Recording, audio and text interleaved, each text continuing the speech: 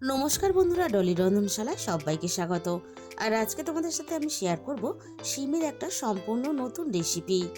বারবার শিমের ঝোল তরকারি একঘেয়েমি এই রেসিপিগুলো না বানিয়ে শিমের একবার এই রেসিপিটা বানিয়ে দেখো। বাড়ির ছোটরা তো একেবারেই সবজি খেতে অপছন্দ করে। বাড়ির ছোট থেকে বড় যারা সবজি খেতে একেবারেই চায় না বা যারা শিম খেতে একেবারেই ভালোবাসে না, তারাও কিন্তু এই রেসিপিটা চেটেপুটে খাবে। এই রেসিপিটা গরম গরম ভাতের সাথে যেমন খেতে ভালো লাগে, তেমনই কিন্তু শুধু মুখে খেতে দারুণ লাগে। তাই তোমরা যখন বানাবে শিমের পরিমাণটা কিন্তু একটু বেশি নেবে, কারণ বানানোর সাথে সাথেই প্লেট ফাঁকা হয়ে যেতে পারে। তাই কিন্তু একটু শিমের পরিমাণটা বেশি নিতে হবে। এবার আমি শিমগুলোকে কেটে নেব। শিমের দু সাইডে শিরাগুলোকে আমি খুব ভালোভাবে পরিষ্কার করে বাদ দিয়ে দেব, না হলে খাওয়ার সময় মুখের মধ্যে সুতোর মতো আটকাবে। তাই প্রত্যেকটা শিমের দু সাইডের শিরা আমি খুব ভালোভাবে কেটে বাদ দিয়ে দেব। আর শিমগুলোকে আমি গোটা রাখবো। এই রান্নার জন্য শিম কিন্তু গোটা রাখতে হবে। আমি শিমগুলোকে খুব ভালোভাবে ধুয়ে পরিষ্কার করে নিয়েছি। তাহলে চলো রান্নাটা আমি কিভাবে করেছি সেটা দেখে নেওয়া যাক। প্রথমে আমি কড়াইয়ের মধ্যে প্রয়োজন মতো জল দিয়ে দিলাম। জলটাকে আমি হালকা উষ্ণ করতে দেব। এবার আমি জলের মধ্যে দিয়ে দেব প্রয়োজন মতো লবণ। এবার এই লবণ জলের মধ্যে আমি কেটে রাখা শিমগুলোকে দিয়ে দেব। লবণ জলে শিমগুলো একটু আমি ভাপিয়ে নেব। লবণ জলের মধ্যে যদি শিমটা একটু ভাপিয়ে নেওয়া হয়, তাহলে শিমের ভিতর পর্যন্ত সুন্দরভাবে লবণটা চলে যাবে। আর তার জন্য কিন্তু শিমগুলো খেতে খুব ভালো লাগবে। আর এইভাবে একটু শিম ভাপিয়ে নিলে তাহলে শিমের কাঁচা গন্ধটাও চলে যাবে। শিমগুলো দেখো আমি খুব ভালোভাবে ভাপিয়ে নিয়েছি। তবে শিম কিন্তু একেবারে ভাপিয়ে গলিয়ে ফেলা যাবে না, একটু শক্ত রেখে শিমগুলোকে ভাপিয়ে নিতে হবে। আমি শিমগুলোকে খুব ভালোভাবে ভাপিয়ে নিয়েছি। আর একটু শক্ত রেখে শিমগুলোকে ভাপিয়ে নিলে তাহলে রেসিপিটা বানাতে সুবিধা হবে। সমস্ত ভাপানো শিমগুলো আমি কড়াই থেকে নামিয়ে নিলাম। এবার আমি এই রান্নার জন্য একটা মশলা বানিয়ে নেব। তার জন্য দেখো আমি গ্যাসের মধ্যে একটা ফ্রাই প্যান বসিয়ে দিয়েছি। ফ্রাই প্যানের মধ্যে আমি প্রথমে দিয়ে দিলাম হাফ চামচ গোটা ধনে, আর দিয়ে দিলাম হাফ চামচ গোটা জিরে। এবার আমি এখানে দিয়ে দেব একটা শুকনো লঙ্কা। আর শুকনো লঙ্কার সাথেই আমি এখানে দিয়ে দেব অল্প একটু গোটা গরম মশলা।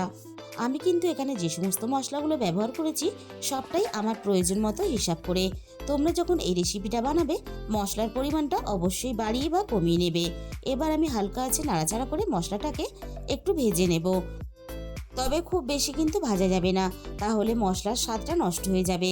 মশলাটাকে আমি মিনিট খানেকের মতো ভেজে নিয়ে এবার আমি মিক্সির জারের মধ্যে নিয়ে নিলাম। এবার আমি এই সমস্ত ভাজা মশলাগুলোকে প্রথমে খুব ভালোভাবে ঠান্ডা করে নেব। তারপর আমি মিক্সিতে গুঁড়ো করে নেব।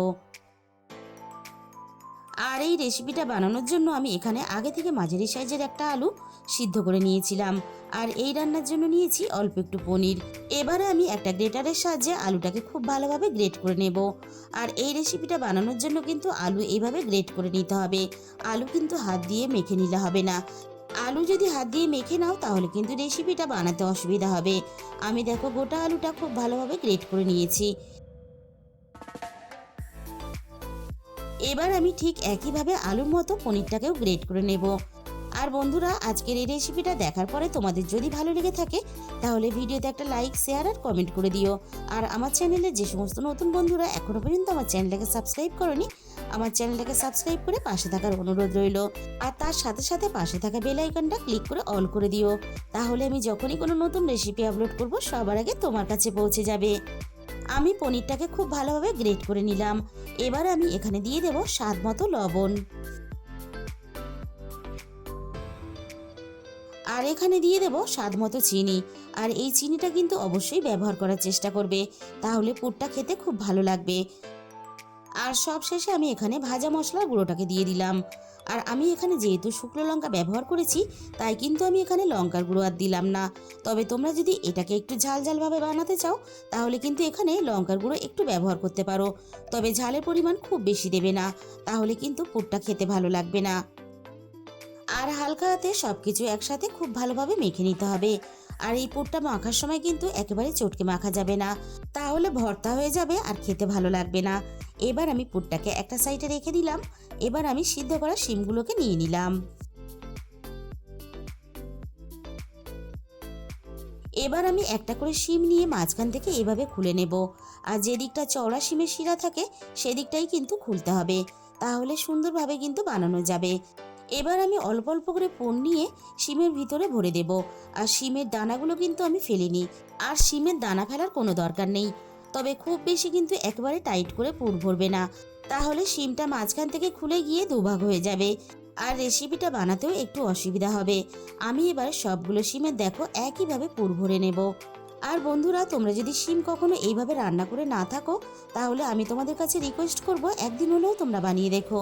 এই রেসিপিটা এতটাই টেস্টি হয় খেতে, তোমরা একবার বানালে বারবার কিন্তু তোমাদের বানাতে ইচ্ছে করবে। সবগুলো শিমের ভিতরে ঠিক দেখো একইভাবে আমি পুর ভরে রেডি করে নিলাম। এবার আমি একটা বাটির মধ্যে এই রেসিপিটা বানানোর জন্য প্রয়োজন মতো বেসন নিয়ে নিয়েছি। এবার আমি বেসনের মধ্যে দিয়ে দেব ছোট বাটির হাফ বাটি পরিমাণ চালের গুঁড়ো। এবার আমি দিয়ে দেব স্বাদ মতো লবণ। আর এখানে দিয়ে দেব অল্প একটু লঙ্কার গুঁড়ো। আর সাথেই আমি এখানে দিয়ে দেব অল্প একটু কালো জিরে।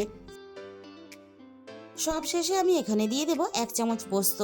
তবে পোস্তটা পুরোপুরি অপশনাল, তোমরা চাইলে দিতেও পারো নাও দিতে পারো, তবে অল্প একটু পোস্ত দিলে খেতে দারুণ লাগে।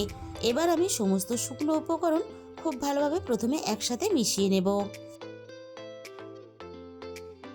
এবার আমি এখানে অল্প একটু জল দিয়ে দেব। প্রথমেই কিন্তু বেশি জল দেব না, তাহলে ব্যাটারটা অনেকটা পাতলা হয়ে যেতে পারে। তাই অল্প অল্প করে জল দিয়ে আমি একটা ঘন বেশ ব্যাটার বানিয়ে নেব।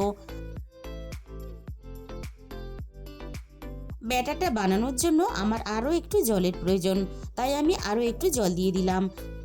এবার আমি একটু সময় নিয়ে ব্যাটারটাকে খুব ভালোভাবে ফেটিয়ে রেডি করে নেব। আর ব্যাটার যত এইভাবে হাত দিয়ে ফেটাবে, রেসিপিটা ততটাই সুন্দর হবে। আর ব্যাটার কিন্তু এভাবে হাত দিয়েই ফেটানোর চেষ্টা করবে, তাহলে কিন্তু ব্যাটারটা খুব সুন্দরভাবে ফেটানো যায়। মিনিট 15-র মতো সময় নিয়ে আমি ব্যাটারটাকে খুব ভালোভাবে ফেটিয়ে নিয়েছি। এবার আমি একটা করে পুর ভরা শিম নিয়ে ব্যাটারের মধ্যে খুব ভালোভাবে কোট করে নেব। আর এইভাবে যদি বেসনের মধ্যে কোট করে নাও, তাহলে কিন্তু একটুও পুর বেরিয়ে আসবে না ভিতর থেকে। আর এদিকে আগে থেকে আমি কড়াইয়ের মধ্যে কিছুটা সাদা তেল গরম করতে বসিয়ে দিয়েছিলাম। তেলটাকে আমি প্রথমে খুব ভালোভাবে গরম করে নিয়েছি। এবার আমি একে একে শিমগুলোকে ভাজার জন্য তেলের মধ্যে দিয়ে দেব।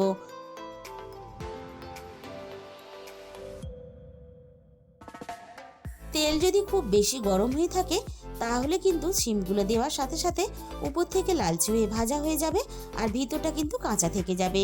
তাই গ্যাসের ফ্লেমটা এই সময় মিডিয়ামের থেকে একটু লোতে রাখতে হবে, তাহলে ভিতর থেকে সুন্দরভাবে মুচমুচে হয়ে ভাজা হয়ে যাবে।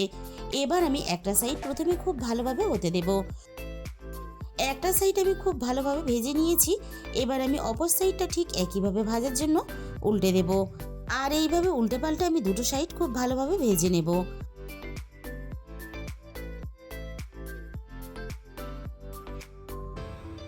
দুটো সাইডে আমি মুচমুচে করে বেশ লালচে করে ভেজে নিয়েছি। এর থেকে আমি আর বেশি ভাজবো না। এবার আমি সমস্ত ভাজা শিমগুলোকে কড়াই থেকে নামিয়ে নেব।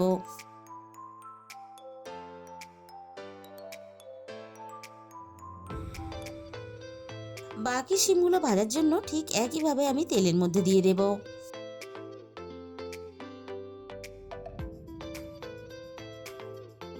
সবগুলো শিম আমি ঠিক একইভাবে ঘুরিয়ে ফিরিয়ে বেশ লালচে করে ভেজে নিয়েছি। এবার আমি বাকি শিমগুলো ঠিক কড়াই থেকে একইভাবে তেলে থেকে ছেঁকে তুলে নেব।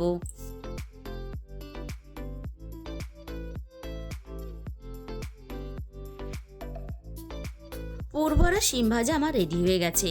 আর এগুলো গরম গরম ডাল ভাতের সাথে যেমন খেতে ভালো লাগে, তেমনই কিন্তু তোমরা চাইলে বিকেলের চায়ের সাথে বা কফির সাথে স্ন্যাক্স হিসাবেও বানিয়ে খেতে পারো। তাহলে বন্ধুরা, রেসিপিটা শেষ পর্যন্ত দেখার পরে তোমাদের যদি ভালো লেগে থাকে, আমাকে কমেন্টের মাধ্যমে জানিও তোমাদের কেমন লাগলো। তাহলে বন্ধুরা, আজকের মতো এই পর্যন্ত। দেখা হবে অন্য কোনো নতুন রেসিপির সাথে।